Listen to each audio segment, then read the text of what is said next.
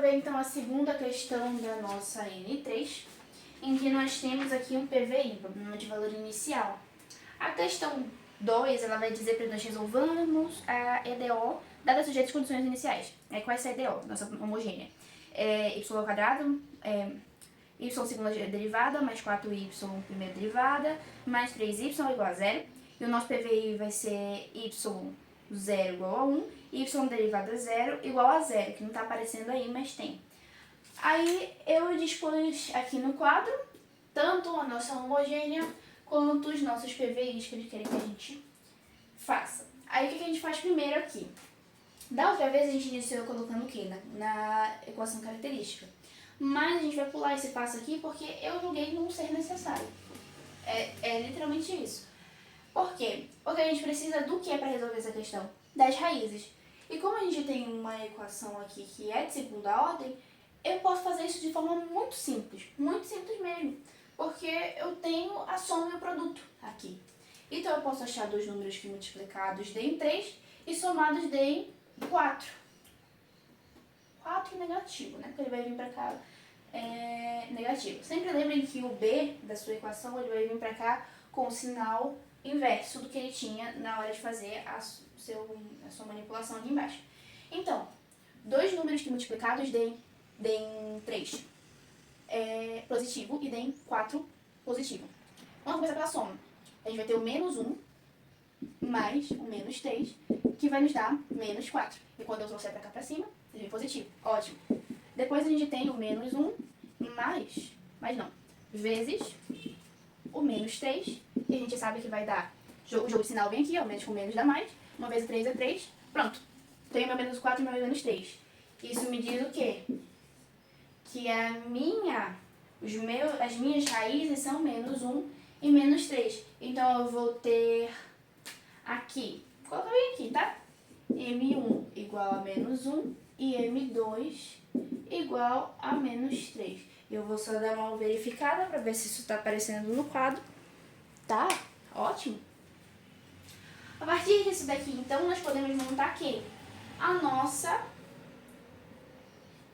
Y, que vai ser aqui a minha constante 1 e menos x, mais a minha constante 2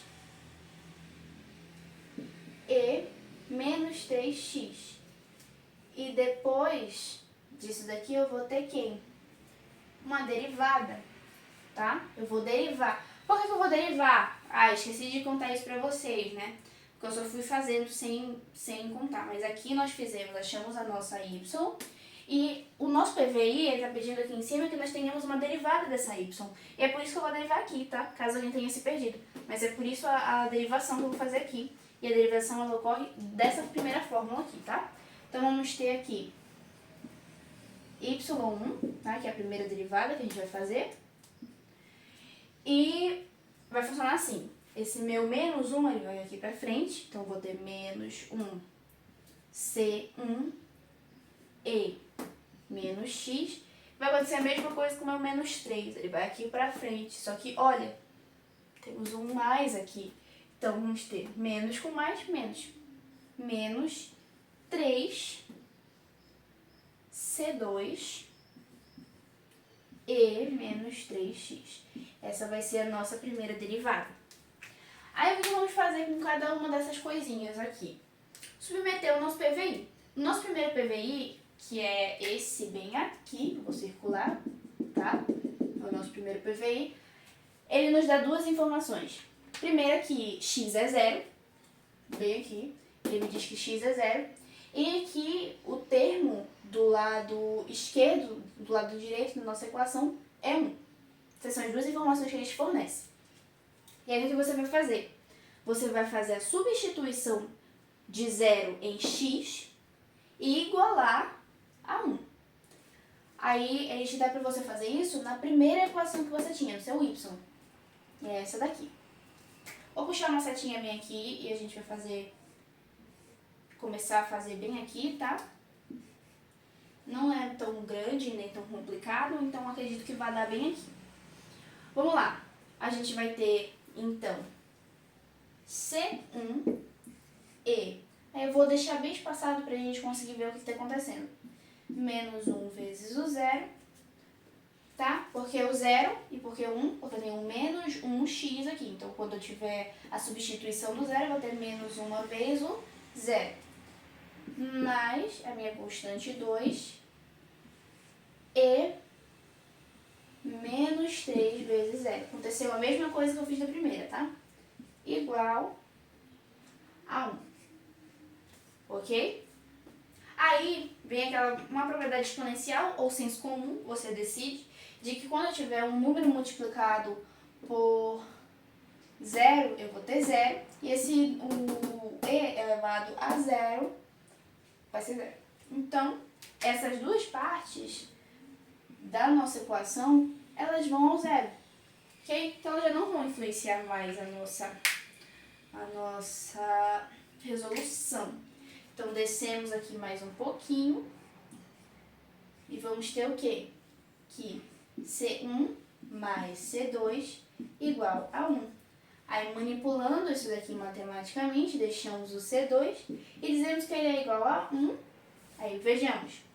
C1 é positivo. Se eu for passar ele para o outro lado, ele vai vir com um sinal o quê? Trocado. Então, eu vou ter 1 menos C1, tá? Essa relação de igualdade é o que a gente vai utilizar para fazer substituição quando a gente estiver resolvendo isso daqui.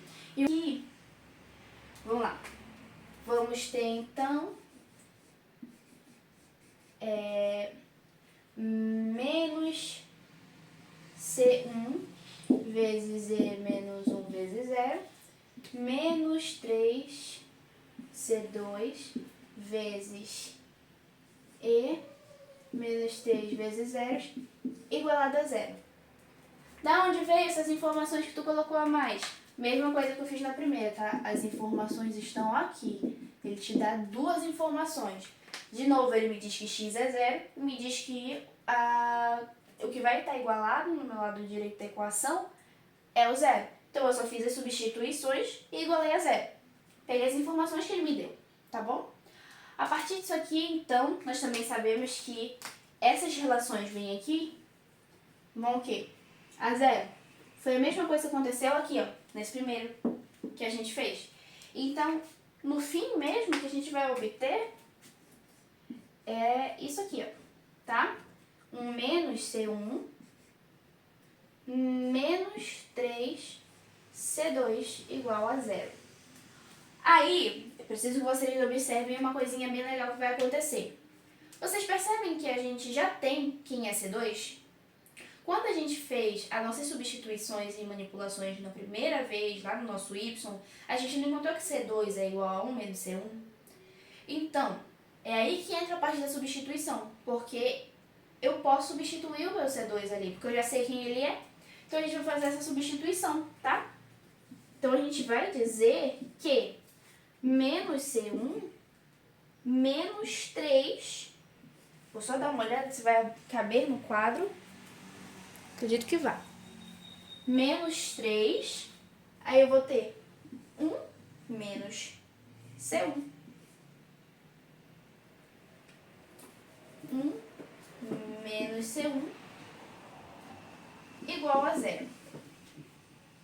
Não consigo dizer se a câmera focou em tudo ou se ela cortou. Não cortou. Ok. Aí, a partir daqui, vai rolar outra manipulação, que é fazer essa multiplicação bem aqui, ó, tá? Que vai me render, então, que menos C1, aí eu tenho menos 1 mais 1, dá quanto? Menos 3, tá? É uma vez menos 3.